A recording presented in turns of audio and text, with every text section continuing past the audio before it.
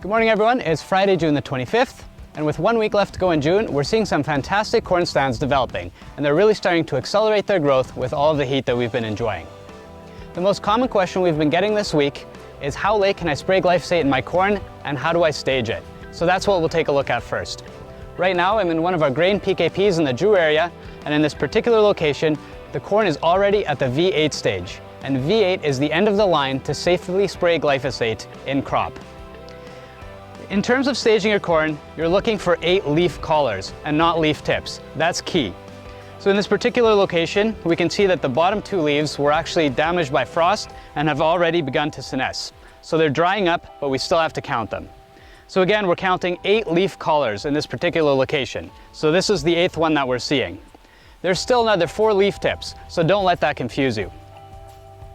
In terms of spraying glyphosate late, there is some risk in terms of damaging the reproductive tissue. I've cut open a corn plant from this particular field to see what's going on.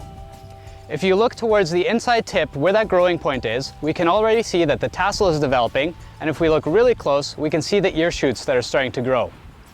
Glyphosate can accumulate in these areas since it's active in the plant phloem and cause some damage.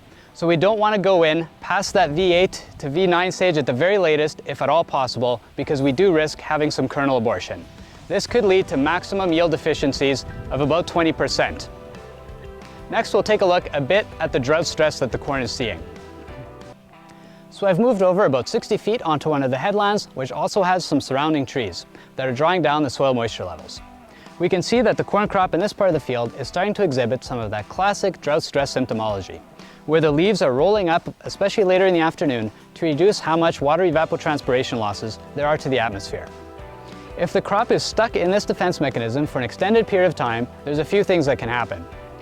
One is that there's less photosynthesis that's occurring every single day, and that means that we could be pushing back our flowering date somewhat if the stress continues at this point. Also, between V6 and V10, the number of rows around on each ear is established. So again, if we're stuck in this sort of defense mechanism for a week or more, we're going to see fewer rows around on each ear. That's obviously going to reduce the amount of yield that we can expect. On the bright side, we do tend to see that in drier seasons, we do have higher bushel weights. So we're not sure exactly what's going to happen, but one thing that is for sure is that we could really use some timely rains right about now. Canola is one of the more variable crops on a lot of farms here in 2021. We definitely had some issues getting consistent stands out of the ground, especially where the seedbed was quite dry. After that, quite a few fields had relentless flea beetle pressure, which caused issues in terms of spraying. Finally, we also had quite a bit of sandblasting this spring with all those relentless winds, and also some flooding conditions when it finally did rain. So all in all, there are quite a few fields out there where the canola seems to be struggling a little bit. We also have some pretty good stands, and I'm in one of those near Mitchell right now. On this side of me, I have P505 MSL, and here on the east is L255 PC. Both of these have just started flowering, with the P505 a little bit ahead.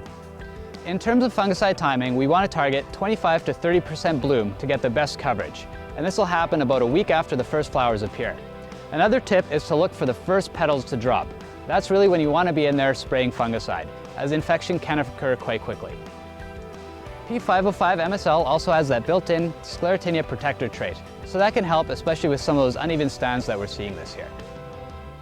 Finally, just in terms of soybeans, we actually have quite a few good stands out there this year. They seem to be growing quite well, and now that we've passed the longest day of the year, they're going to start flowering within a couple of days. So that's one thing to look forward to, but right now, the focus again is just to keep those fields clean to protect the yield potential.